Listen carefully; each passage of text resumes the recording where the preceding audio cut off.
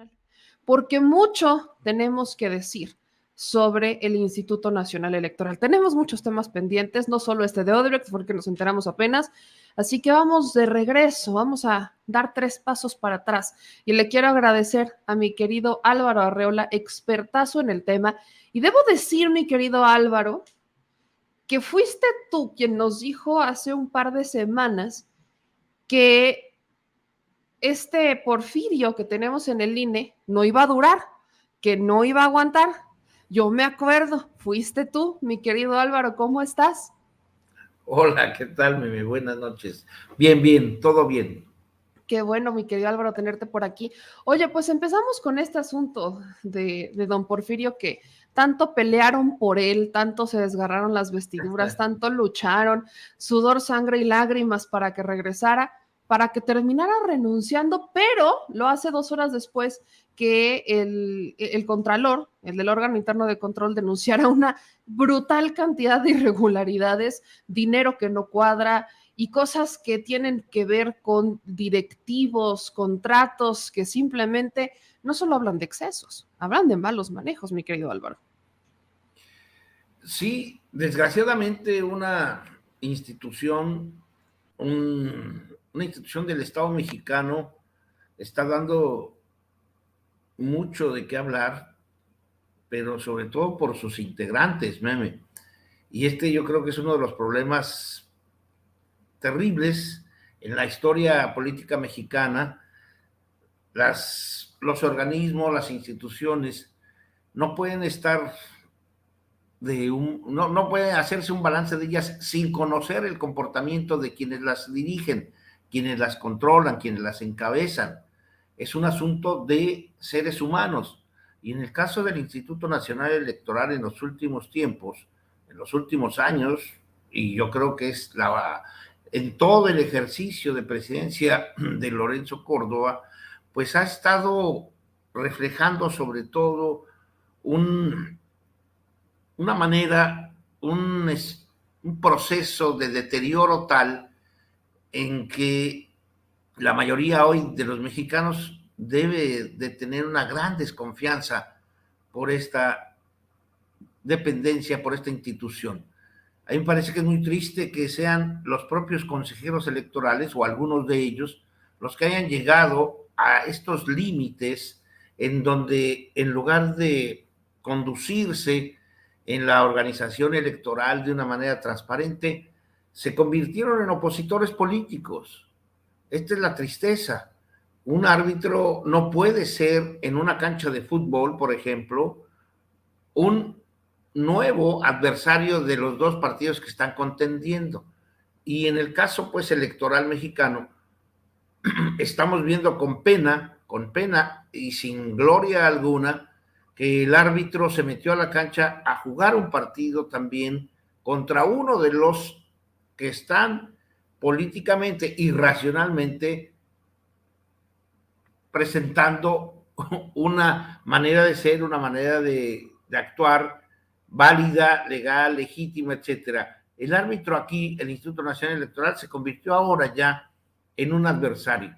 Quizá dentro de 3, 4 días esto se modifique cuando salgan los dos personajes que más han estimulado la adversidad, la sublevación, ¿no? En este caso también una sublevación política que hiere a la realidad mexicana, que finalmente creo que transgrede las reglas que en todo caso constitucional y legalmente están hechas para que la organización electoral no se convierta en un botín, y este botín no solamente pues está muy mal manejado, sino además ahora enfrentado con el régimen.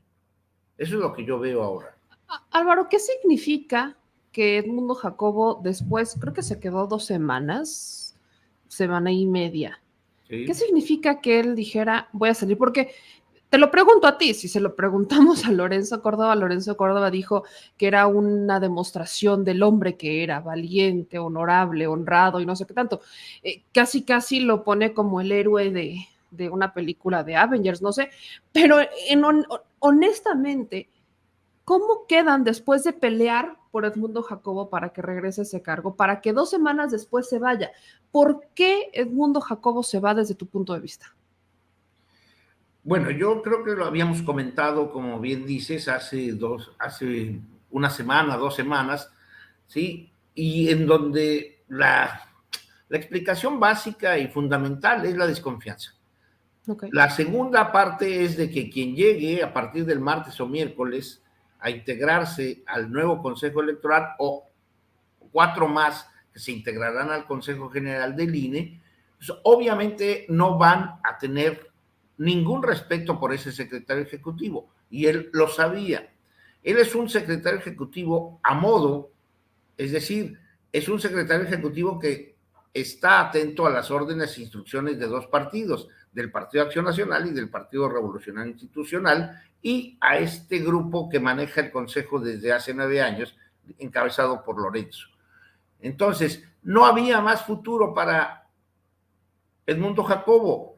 Y además recuerda una cosa, en el momento en que se le dice que se tiene que separar del cargo, ¿sí? Por la nueva formalidad, por la nueva legalidad electoral, inmediatamente renuncian, si no mal recuerdo, 12 directores de la Junta General Ejecutiva, o al menos anunciaron que así se irían a partir del 3 de abril.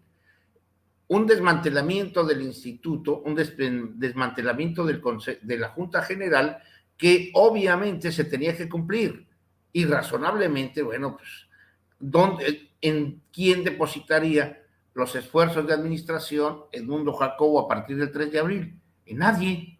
No tiene los apoyos políticos, ¿sí? Y de ejecución interna, porque la presidencia ya no va a estar en manos de su amigo y protector. Y en segunda, muchos de los directores de la Junta tendrían que renunciar porque así lo dieron a conocer. Entonces, quedaba en la orfandad. Y si le sumas lo más importante, que es la desconfianza política de los actores partidarios, sobre todo los que tienen la mayoría del poder en México, pues finalmente era un escenario en donde ya no podía nadar, ya no podía correr, ya no podía andar. Ese recorrido estaba terminado, estaba culminado, ¿sí? Y ahora, los agradecimientos que se le hacen o que se le hicieron, pues simplemente es una especie así como de circo, de arena circense, puesto que no hay nada de qué aplaudirle. No hay nada de qué aplaudirles a los que salen, y a este señor tampoco. Este país está sumido en un conflicto electoral porque ellos lo han hecho así. Una institución, ¿sí?, que está solamente constitucionalmente preparada para organizar elecciones, se convirtió en el último año en el adversario más feroz del gobierno federal. Esto es algo que finalmente no puede ser explicado más que por las formas y las maneras en que fue construido ese instituto, Meme. Ese instituto electoral, lo hemos dicho aquí una vez más y lo reiteramos, ese instituto está creado a modo por un partido político que necesitaba legitimarse, el PRI. ¿Y quién le legitimaba la acción desde 1989-90? El PAN. Entonces le dieron el instituto electoral para que lo formara el Partido de Acción Nacional. Y por eso es la rabia, por eso es finalmente el dolor, porque saben que llegó a su fin esa estructura que fue utilizada como valladar de un partido político, el Partido Acción Nacional. Ok, con esto que nos estás diciendo hablamos de una falta de confianza que ya Edmundo Jacobo pierde por completo, lo habíamos platicado desde la vez pasada, pero entonces, ¿de qué se trataba el que intentaran regresar a Edmundo? O sea, ¿por qué lucharon para que regresara Edmundo en una primera instancia? ¿No tenían noción de esta pérdida de confianza, Lorenzo Córdoba? ¿O solo fue un berrinche? ¿O mucha gente se pregunta si fue para que, como si fuera gobernador a punto de salir, para limpiar las cuentas? No, yo creo que es algo mucho más fuerte y muy complejo, pero muy peligroso. Yo creo que es el resultado de una alianza estratégica entre los abogados, como Lorenzo Córdoba y varios más, y algunos miembros de la Suprema Corte de Justicia y del Tribunal Electoral del Poder Judicial de la Federación. Es un grupo, Meme, es una pandilla, es una pequeña mafia de abogados, ¿sí? Entre la mayoría de la UNAM y del ITAM, ¿sí? Pero que se sienten desde hace 25 años los únicos capaces de orientar los destinos de los procesos electorales en este país. Son una pequeña mafia incrustada en el Tribunal Electoral, incrustada en el Instituto Nacional Electoral y además con alianzas muy fuertes y muy perversas, por lo que vemos ahora también de un ministro de la Corte, en donde hay relaciones desde hace años. Ellos pensaron y asumen que la defensa de su actuar va a estar respaldada por algún ministro de la Corte. Entonces, ellos construyeron ya una especie así como de equipo, ¿sí? De equipo en campaña para tratar de frenar lo que a su juicio no les parece, porque finalmente no viene de propuesta de ellos, ¿sí? Entonces, dijeron, vamos a probar con Edmundo Jacobo que podemos estar, gracias a un juez o gracias a un ministro, posiblemente, aquí y siempre. Están jugando a lo que podrían los niños entender muy bien, a estas fuerzas, ¿no? Estos ejercicios de fuerza que se acostumbran en muchos lados para ver quién tiene más posibilidades de triunfo, ¿sí? Es todo un mecanismo que se echó a andar, yo creo que en los últimos, después de las elecciones del 21, ¿sí? Entonces es un mecanismo en donde participan Suprema Corte, INE y Tribunal Electoral para enfrentar a lo que ellos consideran su adversario, el gobierno nacional. Esto es algo verdaderamente inexplicable, tortuoso, sobre todo porque finalmente ante la ausencia de organizaciones partidistas, opositoras, fuertes, serias, entonces ahora los adversarios están incrustados, ¿sí? En estos aparatos, un grupo de burócratas que se sienten dueños y amos de todo lo que sucede alrededor de los procesos electorales.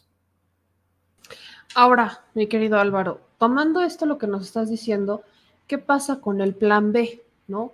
Porque ya se aceptan, ya la Suprema empieza a aceptar estas acciones de inconstitucionalidad, empiezan a suspender el plan B, el INAI también ya se suma y va a presentar también un recurso en contra del plan B. Entonces vemos que autónomos que están en la mira, como el INE y el INAI, están uniéndose para presentar recursos contra el plan B y vemos integrantes del Poder Judicial que están aceptando estas acciones de inconstitucionalidad. Quiero preguntarte, ¿cuál sería la base para la inconstitucionalidad? Muchos tenemos la duda. No fue una reforma constitucional, entonces, ¿cómo, por qué o dónde pudieran agarrarse para decir vamos a suspender o vamos a echar atrás el plan B de forma constitucional porque representa un riesgo?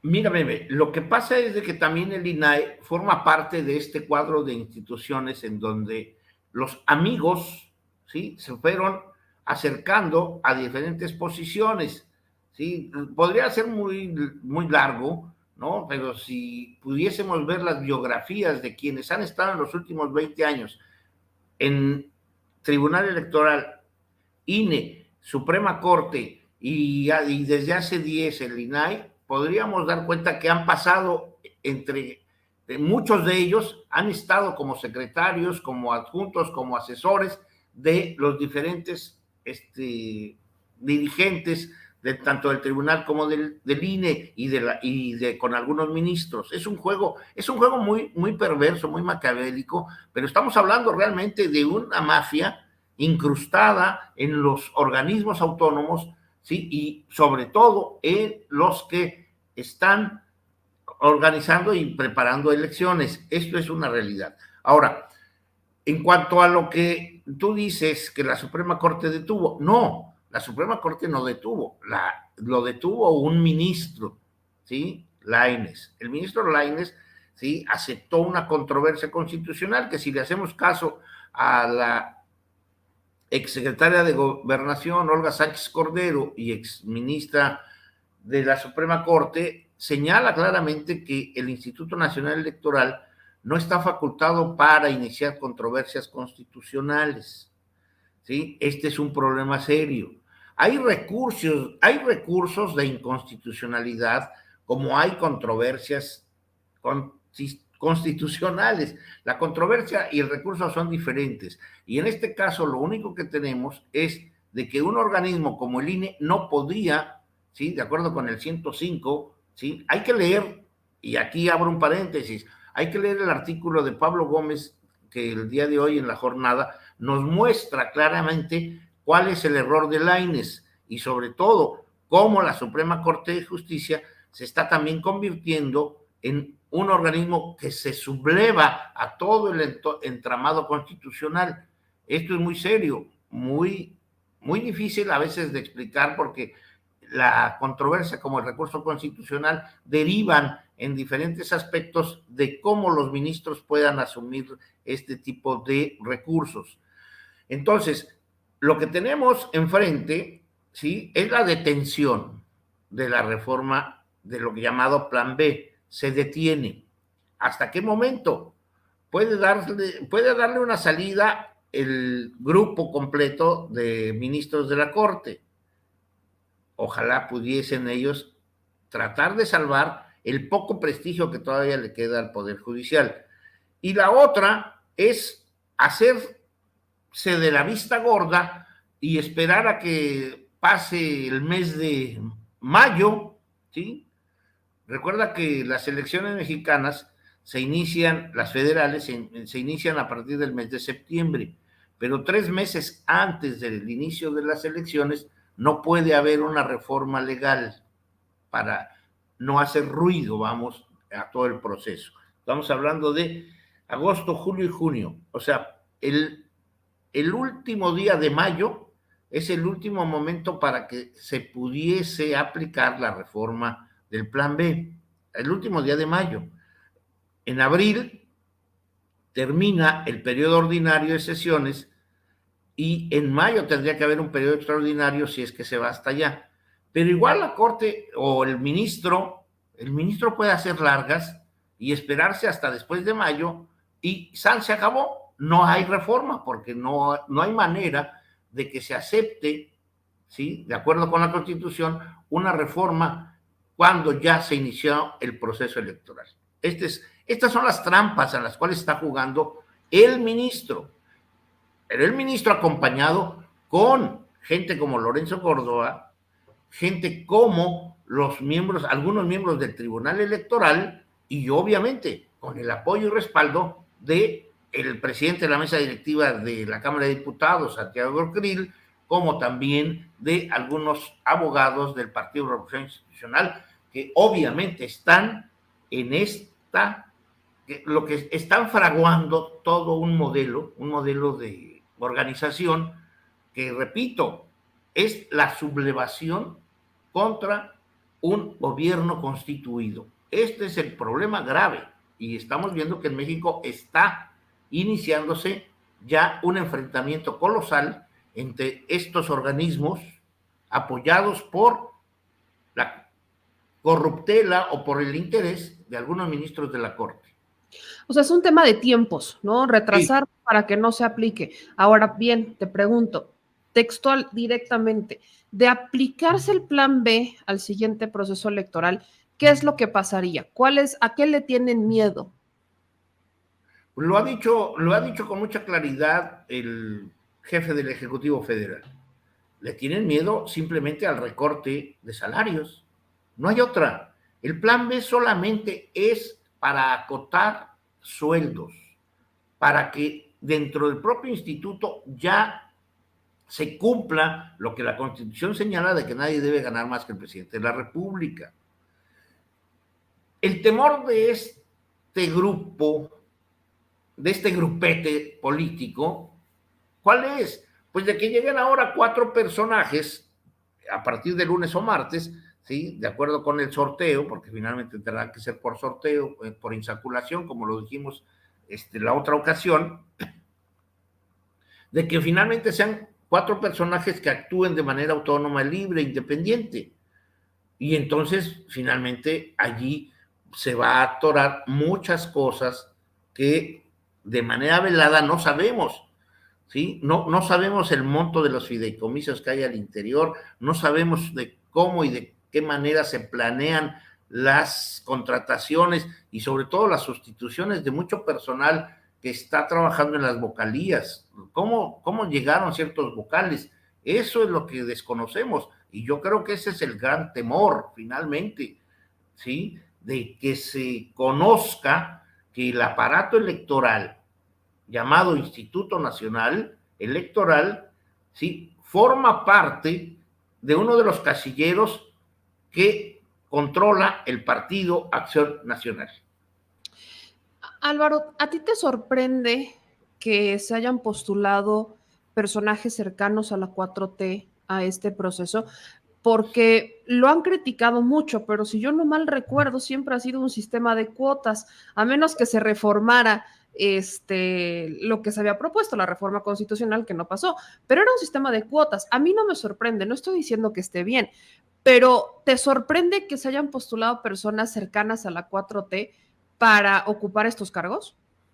No me sorprende. Yo creo que además es necesario para una organización política que está creciendo y que, como tú bien dices, si conocemos un poco de historia electoral, básicamente desde 1990, que se creó el instituto, son encargos de los partidos. Se designan a personajes, a hombres, mujeres, ¿sí? Que tienen relación directa con los partidos políticos. Siempre ha sido así, siempre. A mí no me extraña que simpatizantes o familiares, ¿sí? Cercanos a las dirigencias, a las élites de Morena, participen. Que yo creo que todo el mundo tiene derecho a hacerlo. Todo el mundo tiene interés, sobre todo si hay un interés lógico, profesional, pues me parece que es correcto, ¿no? Es el caso de los 2 o 3 o 4 gentes que han estado mencionándose como personajes cercanos a Morena. Yo no creo que esté mal, digo, pues, si uno tiene los hermanos que tiene y también los hermanos tienen derecho a sobrevivir y a buscar lo que les gusta hacer. Es el Ahora, caso, por ejemplo, del hermano de Irma Sandoval. Pues él es un sí, abogado y trabajó en la Suprema Corte. Es una gente con experiencia, jurista, ¿y por qué desaprovecharlo? Si Norma Piña lo corrió, ¿sí? Bueno, ¿por qué no tratar de encontrar trabajo en el lugar que puede para él representar airosamente en los próximos años un buen trabajo? ¿se pudiera ¿Sí? considerar nepotismo o no? Porque vuelvo a mi punto, es un sistema de cuotas, eso no lo cambiaron. Existió la oportunidad de cambiarlo y no quisieron. Exactamente. Entonces, o sea, ¿se puede considerar nepotismo? No, yo creo que no. O sea, ni los lazos familiares, ni las maneras o tus querencias ideológicas no pueden detenerte, no pueden obstaculizarte en tu vida.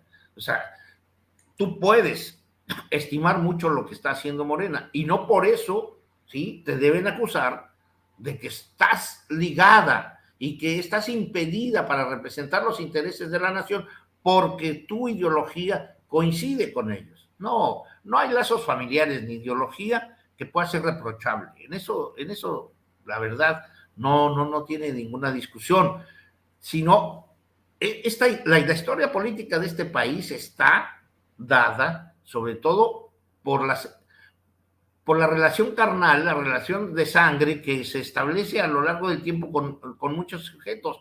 ¿Cuántos casos sabemos, Meme, de que los gobernadores de una entidad han sido el abuelo, el papá y el hijo? ¿Sí? Pues ahí está generaciones Monreal, de el gobernadores. senador Monreal, hermano gobernador Monreal Y y presidente alcalde municipal su Monreal. hermano, Sí, ¿no? O el Estado de México, el abuelo también, gobernador, el papá gobernador y el actual gobernador, ¿sí? nieto del Son gobernador. los tres Alfredos del Mazo, Ujú. Miguel Alemán, ¿sí? Hay muchas familias en México, políticas, militares, empresariales, que así han funcionado. O sea, no tenemos por qué espantarnos. Pero además lo que sí es cierto, y tienes mucha razón, había la posibilidad de quebrar con ese mecanismo nepótico, ¿sí? Que existe, o sobre todo de relaciones políticas amistosas, a través de la votación. Ahora, hay una segunda variante, podría ser el sorteo. Si hay 10 mujeres y 10 hombres lo suficientemente capaces, idóneos para fungir como consejeros, pues el sorteo, cualquiera que salga, vamos a estar aplaudiéndole. Ahí ya no importa. Yo no sé por qué la resistencia también al sorteo. Digo, finalmente están clasificados como 20 profesionales idóneos para conducir los mecanismos para organizar elecciones. Cualquiera de ellos puede ser, cualquiera. Sigue siendo una disputa de poder por no querer salir y por no querer perder sus privilegios, sueldos, salarios, Exacto. finiquitos, etcétera, ¿no? Pero también es cierto que los partidos como el PAN y el PRI están obligados a querer poner a alguien, ¿sí? Porque ellos no tienen confianza en nadie, más que en los que ellos designan. Eso ya se acabó. Esa película ya los mexicanos ya no la queremos ver. Estamos hartos de saber que lo puso tal. Lo que sucedió con los dos miembros del INAI a propósito, ¿no? Del veto que hizo López Obrador para los dos casos que había aprobado el Senado. Uno era del PAN y el otro era Monreal. Y entonces, ¿qué dijo? No pasa ninguno de los dos. Lo beta, es correcto, para el tema del INAI. Entonces, a mí me parece que esta es una solución, ¿sí? Los que salgan en el sorteo, insaculación, como tú le quieras ver, que por cierto, yo creo que ya no hubo acuerdo el día de hoy, yo estaba esperando que el día de hoy saliera el acuerdo, no lo hay, entonces se van a ir al sorteo. Sí, se van a sorteo, porque hoy ya no hubo nada. Mi querido Álvaro, para cerrar me gustaría pedirte una reflexión de este tiempo, porque de aquí a que te vuelva a ver, ya se fue Lorenzo Córdoba. Entonces, Sí, Lorenzo Córdoba, para bien de todos. por fin se va. Entonces te pregunto, ¿qué deja Lorenzo Córdoba? ¿Qué nos deja Lorenzo Córdoba de estos años al estar al frente del instituto, al estar dentro de la estructura del instituto? ¿Qué le deja a la democracia la figura de Lorenzo Córdoba? Nada, nos deja un protagonismo que nadie tiene por qué envidiar. Es un actor que, como tal, lo único que quiso hacer, y parece ser que sí lo logró, es convertirse en un político, ¿sí? de nuevo cuño en el México actual. O sea, es un personaje que no tiene nada que ver con la academia, es un personaje totalmente dedicado a la política, ¿sí? Y creo que como adversario del régimen actual, pues no tiene tamaño, pero finalmente pues, yo creo que encontrará el respaldo de alguna organización, ¿no? De las que están unidas como para seguir cobrando como asesor o como asalariado de alguien mayor. Pero en términos serios, formales, no hay un aporte a la organización electoral mexicana no existe por parte de este señor, no lo hay. Pues mi querido Álvaro, te agradezco como siempre que nos acompañes y que te des una vuelta por aquí para que entendamos mejor cómo funciona nuestro sistema electoral. Y ya, yo insisto, cómo me hubiera gustado verte por allá de consejero. Bueno, pero todavía podemos después platicar de quienes lleguen. Va a ser interesante. Exactamente. Va a ser Eso interesante. ya, eso ya lo veremos, si te parece, en unos días más, nada más que los nombren. En unos días más, sí, yo creo que va a ser muy importante, pero también tenemos que conocer tanto los nuevos, ¿sí? como al nuevo secretario ejecutivo. Exactamente. Es una pieza clave. Exactamente, vamos a ver quién queda. Mi querido Álvaro, te agradezco mucho y te mando un fuerte, fuerte abrazo. Que pases una excelente noche. Igual. Y saludos al Hasta, productor. yo te lo saludo, un abrazote. Hasta luego.